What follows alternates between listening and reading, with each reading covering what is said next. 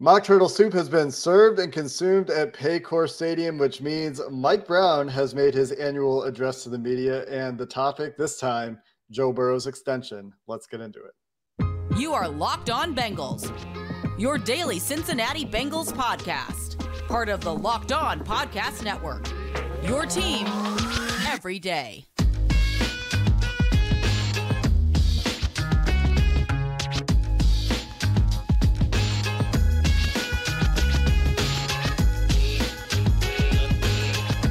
What up, Bengals fans, and welcome to another episode of the Locked On Bengals podcast. I'm your host, Jake Lisco. He's your host, James Rapine. We're part of the Locked On Podcast Network, and you could subscribe to this show on YouTube or anywhere you get your podcast. Become an everydayer. We appreciate all of you everydayers who stick with us in the offseason so much. And the good news for all of you is that the offseason after Mock Turtle Soup is nearly done. And also, shout out to those of you who make us your first listen every day. And James, Mock Turtle Soup. Big day at Paul Brown, Paycor, whatever we call it, stadium, Pay-Joe Stadium, and Joe Burrow Field, Joe Burrow Complex. Relevant today as a topic of conversation for the most part with Mike Brown. And there were some other topics discussed as well. And Duke Tobin started with Joe Burrow. And as expected, not a whole lot from Duke Tobin or the Bengals owner Mike Brown. But even in not saying a lot, it's worth a conversation because it does tell us a little bit about where they are and what to expect. And people are probably wondering how to interpret the smoke signals from the whole lot of nothing in terms of what was actually said. Yeah, a couple of things. Duke and Katie, I think, have both this offseason said that it doesn't need to be a pecking order. And yet, and I think that's more to hold face, right? And not say, yeah, we got to get Joe done before we look at any of these other guys. But Mike implied that on Monday and basically saying like, look, we know the big fish. And I don't think he used the term fish, but we know the biggest of them. And once you get him done and see what size of pie you're giving him, he used plenty of pie references, which you could go a couple different ways. Pizza pie, mock turtle soup pie. That doesn't sound as good to me, but I certainly went the pizza route, not the dessert route. And maybe it's because I was hungry and it was lunchtime. That said, I think that the order, and this may seem like obvious that, all right, well, they got to get Joe done first. But I think deep down they are trying to get Joe done first. And then after that, they can evaluate how much they can give T. So I think that's one of the takeaways is Mike acknowledging that there is essentially an order or a list or whatever the case is.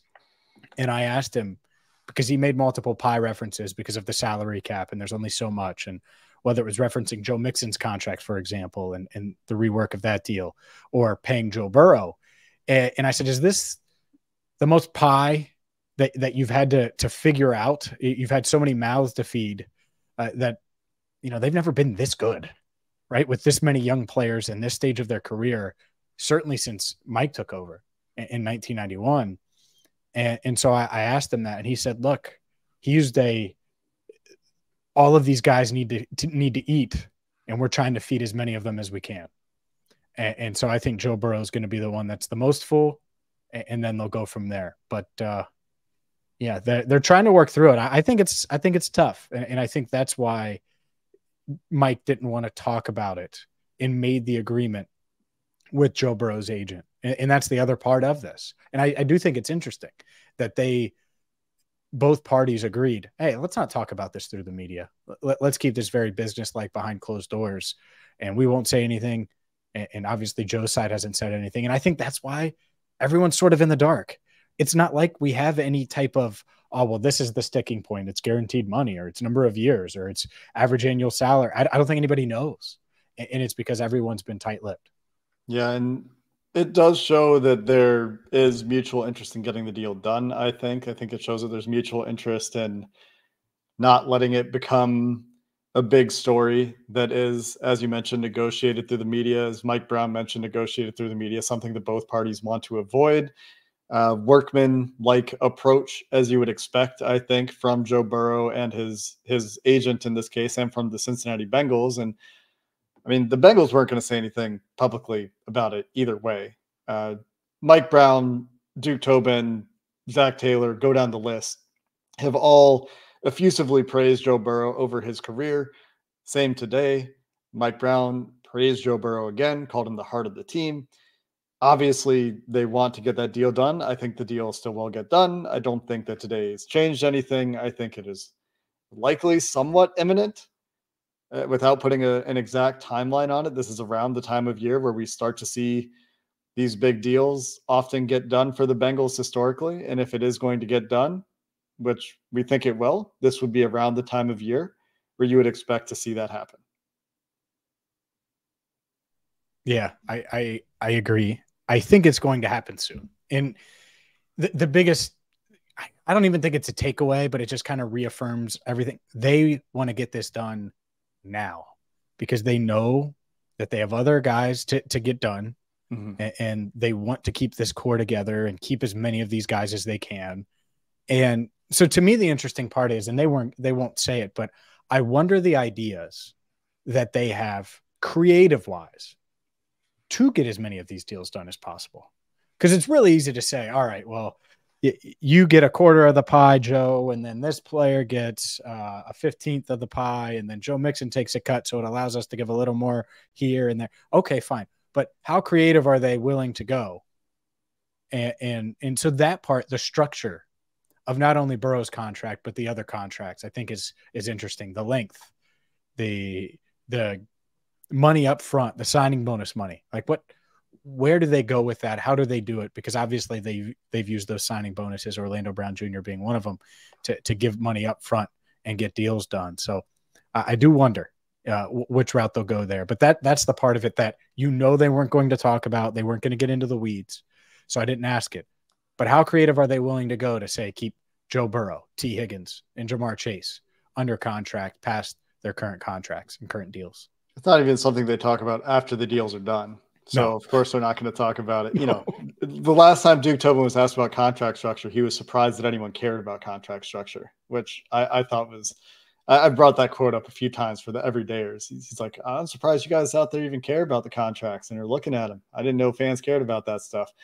But the reason that we talk about it is because it tells you a little bit about what the team is planning to do at different positions, and it helps you to project the future. And they're working through details like first 2 years cash flow for Joe Burrow, trying to make sure that he gets the most money in X period of time or the most guarantees. Maybe they're still waiting for the Herbert deal to happen to make sure that they don't agree to something and then Herbert one-ups it. And now Joe Burrow has that tiny bit of FOMO or resentment or whatever it might be that he didn't wait that extra couple of days. And that deal obviously not done for Herbert. Could be honestly what they're waiting for, just to make sure that what they've got in place and what they've proposed is something that will age the way they want it to age. I think that's a really good point because, and this is a theory, right? So don't aggregate this and tweet at 1,000 Chiefs fans because I don't know for sure. But are we sure Patrick Mahomes is happy with that contract decision? Loses is arguably his best weapon, certainly one of the best weapons in the league. They did keep Kelsey. Chris Jones holding out, loses his left tackle. It's not like he got to keep his left tackle. You better believe he was not happy that Orlando Brown Jr. didn't stick around long term. I know that part. Like everyone says 10-year deal. Yeah, you want your guy to be happy though. And I think that the Chiefs are going to have to renegotiate that deal sooner rather than later with Mahomes. But maybe I'm wrong. I could be dead wrong on that. But you don't want to get into that spot with Joe Burrow. Mm-hmm. And it's easy for me to say from afar when they're still the defending Super Bowl champs, right? It still works out. That said, I think there's a happy medium where the Bengals can still operate and still keep good players around Burrow, but he also doesn't have a market deal that's just so below market that it's ridiculous. Well, the way they do that is probably making it a 4-year deal. That's how you avoid renegotiating these quarterback contracts. You go longer than 4 years, and toward the end of that contract, who's next? But Mahomes' deal was dated the day he signed it, though. Wasn't. So that's the difference. It was always going to age poorly. We'll see if anything happens with it. But maybe that's it. Maybe the taking turns is Herbert, then Burrow, and then Patrick Mahomes is going to see the quarterback market settle this offseason. That's going to be it. And then maybe that's next. Who knows? Next on this show, plenty more to talk about from Mock Turtle Soup. The coaches talked. Some other topics were discussed with Duke Tobin and Bengals owner Mike Brown as well. And the one time a year we get to hear from Mike Brown. So we'll talk about some of those topics coming up next. Today's show is sponsored by BetterHelp. Sometimes in life, we're faced with tough choices. The path forward isn't always clear, whether it's career decisions, relationships, anything else. Therapy can help you stay connected to what you really want while you navigate life and figure out those tough decisions so you can move forward with confidence and excitement. If you're thinking of starting therapy, you should give BetterHelp a try. It's entirely online. It's convenient, flexible, and suited to your schedule. You just fill out a brief questionnaire to get matched with a licensed therapist, and you can switch therapists at any time for no additional charge. Let therapy be your map with BetterHelp. Visit BetterHelp.com/lockedon today to get 10% off your first month. That's BetterHelp, BetterHelp.com/lockedon for 10% off your first month. Some other topics discussed at Mock Turtle Soup include Joe Mixon's contract. The coaches have plenty to say about various training camp topics that we've been talking about in our training camp previews the last week or so. Were pretty much all discussed by the coordinators and head coach Zach Taylor. But if you've ever wondered what Mock Turtle Soup is, just really quick. I ate it today. You ate it today. I ate it today, and I have no idea. And it was good, by the way. And I do want to, real quick, thank Mike and the entire Bengals organization for having us and doing it, because it wasn't just Mock Turtle Soup. It was a lovely sherbet for dessert. It was a lovely piece of steak, some salmon, nice salad, some green beans. I mean, it was a good meal. So everyone just assumes it's just the soup, which I do want to hear about, but it was a really good meal. So thank you. I'm proud of you for eating your vegetables, James. Yeah, man. You know me. There's a lot of meat on that menu. Mock Turtle Soup, according to this recipe that I've quickly Googled, is a ground beef soup.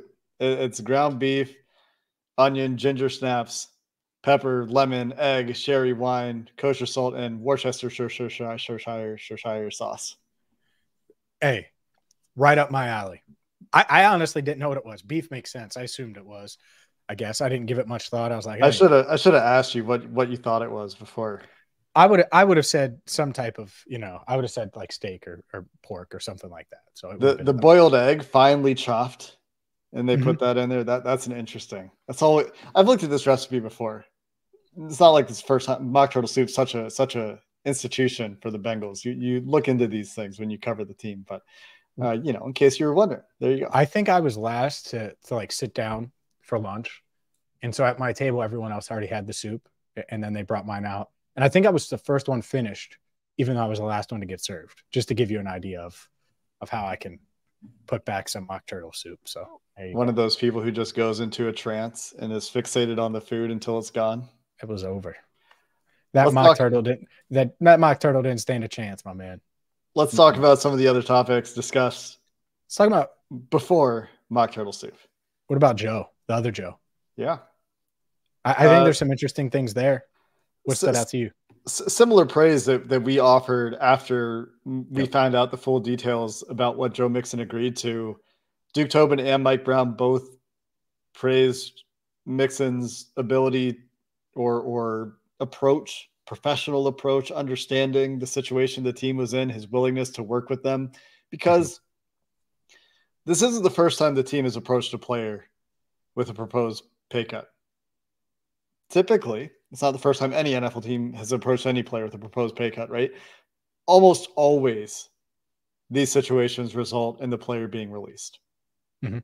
90% of the time plus would be my guess. You so rarely see deals get reworked like this, where it is he got a little bit of a guarantee this year, but it's not like there's like Aaron Jones in his pay cut fared better than Mixon did with his, for example. And Mixon didn't do great in this deal. He maybe comes out better than the free market, and we'll see what happens with some of the other running backs out there. But regardless of any of that, I think that it's a fair acknowledgement of his willingness to work with them and tells you what Joe Mixon thinks about this team and wanting to stay there and stay in the environment he's been in and has had success. Yeah, I agree with you. And I think it was a wise decision by Joe. Again, you said we're not sure. I would have been shocked if he would be able to find this deal right now. Maybe a team gets desperate, there's an injury in camp, and something happens and they deem you the best fit. But ask Dalvin Cook if he's excited to still be out there right now. I think he was expecting to be this high-paid player from the Dolphins and just be able to jump to Miami. And, well, it's not that simple. And when you're a running back and there are other guys that are going to take way less than you, and that's the part, is like Zeke wants like $3 million. I think Fournette is just hoping to get a job soon. Worked out for the Patriots last week. Like, so it's not just, oh, is Joe Mixon better? Fine, he's better. But would that team be willing to pay what it would take to get Joe versus just take the next guy who might be a little worse, but much, much better value? And so smart move by Joe. But I think it does show that the Bengals, the culture and the way they've built things over the past couple of years, that there is maybe a chance that they could get the edge in some of these negotiations a little bit. And by edge, I don't mean get one up on the player. I don't mean that. I mean, if it's $5.50 in Cincinnati and $6 elsewhere, some of these guys might be willing to take $5.50, because you better believe Joe Mixon thinks he's worth the old contract, whether that's fair or not. I just think he had the self-awareness to not leave. So we'll see. But hopefully this path continues a little bit where you see guys maybe not necessarily take less, because I want every player to get as much as they can, but go as team-friendly as possible to help other guys stick around, because that money is going to help keep someone else in town. You better believe it. That cap money. I don't know who. It could be DJ Reed or Logan Wilson. It could go to T. It might be part of Joe Burrow's deal, but it's going to go somewhere. And that somewhere, I think, is going to help keep this team as intact as possible. Yeah, you heard, whether it was a pie analogy or Duke Tobin reference, Joe Mixon taking the hit essentially to free up some resources because they needed him. And Duke Tobin said, it's a hard decision where we have to kind of give that essentially an ultimatum. He didn't say this, but essentially that's what it is. It's either take this or something close to this, or we're going to have to move on, because they needed the cap space for something else they had planned. And we know what they have planned. We just spent 10 minutes talking about it. It's Joe Burrow's extension. And then it's also, they'd like to keep T. Higgins. They'd like to keep Logan Wilson. DJ Reader has to be on their mind. Chidobe Awuzie has to be, to some extent, on their mind. And we'll talk more about Cheeto, who was placed on the physically unable to perform list tomorrow, along with the other players on the physically unable to perform list, and Mitchell Wilcox, who was signed. We'll talk more about that in our next episode. But the point there is that when talking about Mixon's deal, they clearly have a plan for it. It's not like they're doing that just to save money. They have a plan to use that money right away. And honestly, if they didn't need the cap space, I don't know if they would have even done it. I think that it was mostly a cap thing, because they, I think, needed a little bit more space to fit some stuff in this year. Yeah. I think they're going to be making pushes to get some of these guys locked up. And there'll be a pecking order, right? So it'll start with Burrow, but after that, let's say they don't get T done. They might not go to Logan Wilson right away. Maybe they go to DJ Reader. I asked Duke Tobin about Reader, and he said, man, when he's been available, and that's the part where it's tough, because he has dealt with some injuries in recent years, but when he's been out there, he's picking those words carefully. He was. Yeah. No doubt. That's strategic. That he's been dominant. Yeah. Well, that's their negotiating point. Hey, man, you've been dinged up, but when you're out there, you are elite. Let's try to keep you around, and we'll see. But the point is, and Cheeto's on that list too. And so where do they go? How do they do it? When do they move it around? I think an Awuzie extension is probably tough, because he's going to want, higher end money, and they're going to want to see him play. So he's probably going to have to play out this year. We could talk more about him tomorrow, but overall, yeah, I think once that Burrow deal gets done, they're going to Not that they're not full court pressing already, but then they're going to have an idea, and they're going to have a multiple strategies. And we've seen that, them being able to pivot and move to get some of these guys locked up before the start of the season. That's something we've seen them do really throughout their history. I mean, you go back to Carlos Dunlap, Michael Johnson. One of you guys take this contract and we'll have plans to move on. It hasn't always worked, but in recent history for the Bengals, their pivots have been pretty on point. To finish out the show, the coaches also talked, and I thought covered a lot of the narratives, like I mentioned, that we've talked about in the last week. And so it was interesting to hear them weigh in on some of those points. We'll finish up the show there coming up next. All right, let's get to some of the coaching comments. And Jake, one of the first things that I'll be looking for in training camp, we just talked about Joe Mixon some, and I asked Zach Taylor about Mixon's role. And he says it kind of changes year to year, but it really doesn't, right? He's going to be their first and down back. He'll be in on third down some, big part of their passing game. We know all of that. But he mentioned the potential for multiple running backs to fill that third down passing down back where you don't have Samaje Perine anymore to fill that role. And I think it's interesting because I could totally see that where Travion Williams and Chase Brown maybe split that. Maybe Chris Evans gets in the mix. That is one of the bigger competitions, I think, of training camp. And for the first time in quite some time, I don't think it's going to be a 2-back room. I think we could see at least 3 backs semi-regularly where Mixon still plays that 55% of the snaps type deal, and then you have 2 guys splitting the other 45. Yeah, and what have we talked about in the last week and really all offseason? On the offensive side of the ball, we've talked about third down back. We talked about Joe Mixon, of course. We've talked enough about Joe Mixon, I think, and the resolved contract situation. We talked about third down running back. We talked about the offensive line. We talked about right tackle. We've talked about the shotgun scheme, especially since OTAs. And you look at what Zach Taylor talked about, what Brian Callahan talked about, and they hit all of those points.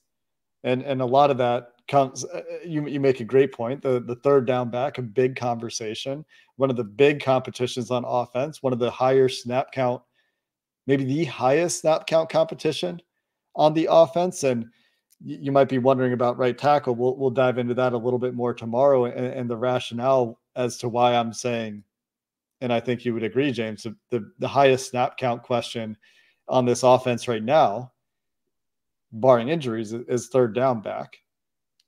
And so it makes sense that both offensive coordinator and offensive-minded head coach would talk about third down back and say essentially that is a competition.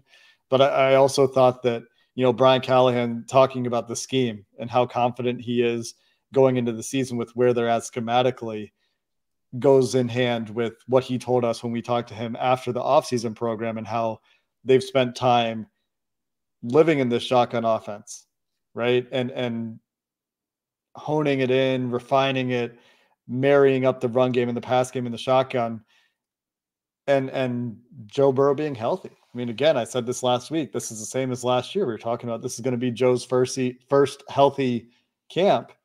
And if that's true, and they're in an offensive scheme that they're really comfortable with, maybe the most comfortable they've been since Zach Taylor's been in Cincinnati with their quarterback that's been in the system for the longest, he could possibly be an assistant in the NFL.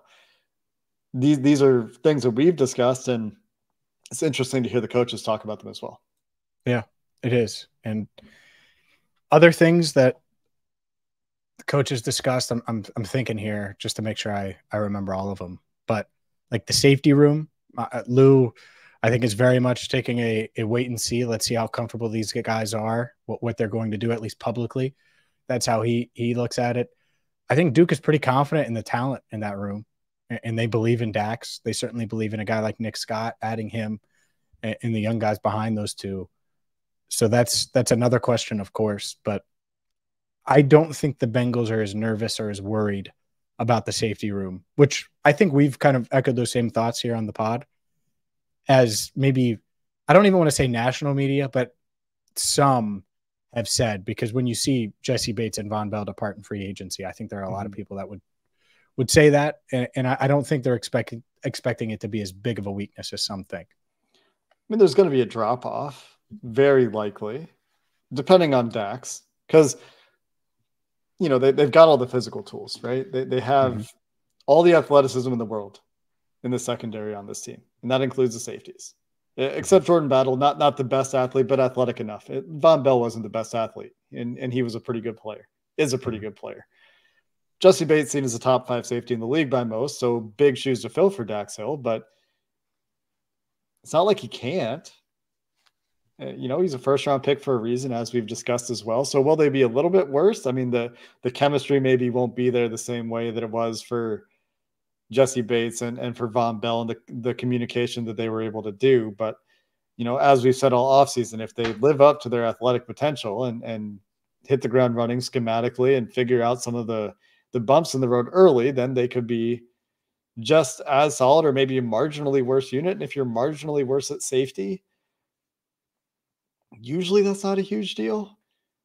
And they're going to be different in other ways too, right? Like they return most of their key personnel, but Lou Anarumo also talked about the deep edge room that we talked about last week and how they've added players continuously on the edge. I think that there's probably optimism with Zach Carter as well, who's going to be one of the guys to watch when pads come on in camp and as the preseason gets going, how he's developed from year 1 to year 2. And so they're going to be different up front too. And maybe this year they get up from 30th in the NFL in sacks, and those numbers improved, and that can take some pressure off of your secondary as well. So even if they are a little bit worse at safety, maybe they're better in other ways. Cam Taylor-Britton year 2, Chidobe Awuzie. We're pretty sure we'll talk about this more tomorrow. I'm pretty sure he's going to be back pretty soon, judging from the comments that were made on Monday. But there are enough pieces that are secure continuity and add juice in ways that they were missing it last year, where this is a broken record maybe for the everydayers. It's hard to be super concerned about the safeties long term in terms of like season long aspirations for that group, while there may be some bumps early. Yeah, I think that's the part where you can hopefully limit the number of those bumps early and go from there. But man, the other thought that I have is Brian Callahan saying this is the most comfortable he's been with an offensive line group coming in. Yeah.